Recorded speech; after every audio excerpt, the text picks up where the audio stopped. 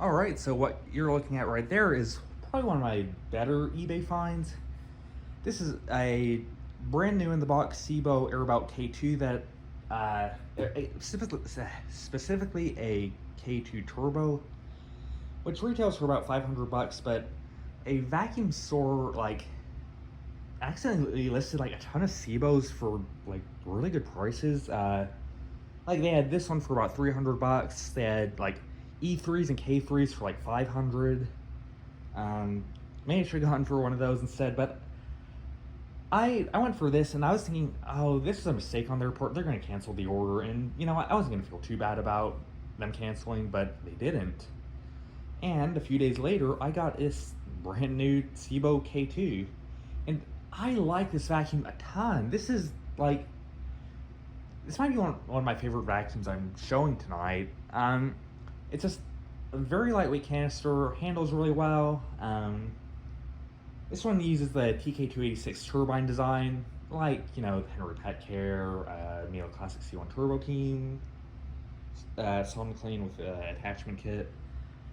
And yeah, it's just a really nice little vacuum.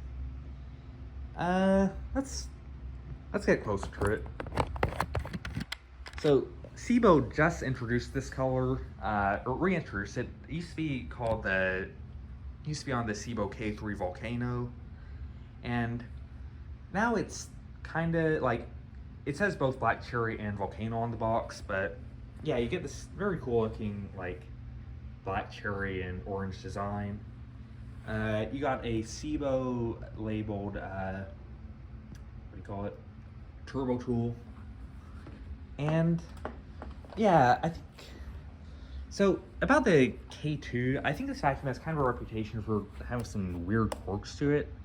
But honestly, like, they're all pretty easy to ignore. Like, so for one, there's no cord winder button.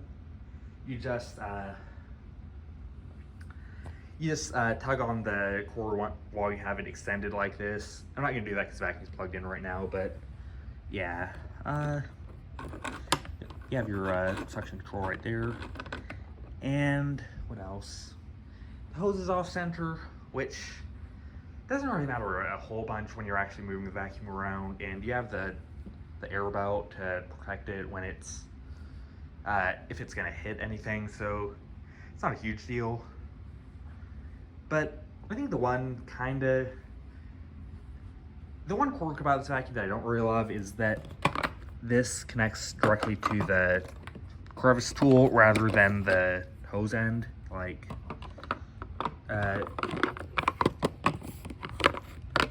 that. It's strange, but they did fix it on the E3, which was like the SEBO E series was actually meant to replace the K series, but I think they kept this around as a lower cost option, and because this thing is still a great vacuum even by modern standards, you know, kind of like the HF6, the S500. Yeah, this is a good little vacuum. I think the turbine gets good performance on like even my basically all the carpets in my house it works fine with. I have pretty low pile carpets all around, but yeah, no real complaints with the way this vacuum comes equipped. Although, actually, I say that, I do wish it had a better hard floor tool. It just has SEBO's basic parquet tool, not the premium parquet tool or the turn and clean, like less work parquet twister style tool. So, yeah, I definitely wish I do wish it was better in that regard. But honestly, this is a very good little vacuum. Just super nice to use. You have a hose that swivels at both ends. And yeah, let me demonstrate that, because this is a super kind of underrated aspect to canisters that I don't think people pay enough attention to, but it makes a big difference in usability. So you can see that the hose can freely spin around in here, which for one, that keeps it from getting too twisted, as I've said in the previous videos. But on this one, it's also not fixed at the canister end, so you can basically walk around and vacuum without, you know, without any trouble. Because I know that a lot of power nozzle canisters have it fixed at the canister end, and as a result, you always feel the weight of the vacuum if you're moving around it. So yeah, that's one thing that makes this vacuum just plain nice to use. It's pretty lightweight as well. Actually, I think it's 12 pounds, but I don't know, it feels lighter than that. Yeah. Let's put some stuff down and clean with it. Before I actually do the cleaning, I want to say that I think this thing probably has the best hose setup for canister in its price range. As you kind of see over there, the Henry is always super tall because you don't get an actual telescoping wand.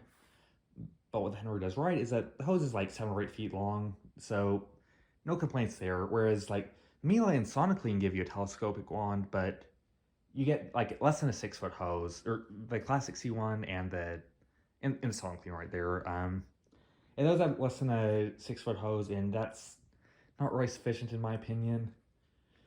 But SEBO gives you 7-foot hose with a telescopic wand and even a nice little handle, so you know that's nice for usability. And honestly, usability is super important.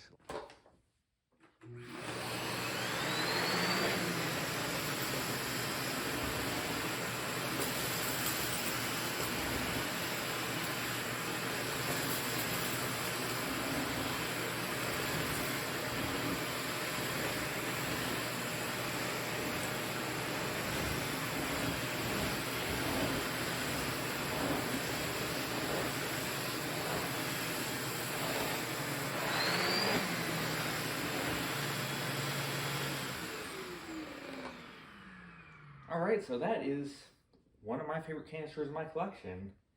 And next up is one of my least favorites. It's one that I just got, and it is, you're gonna be kind of surprised at what it is, given how negatively I'm hyping it up. So stay tuned for that.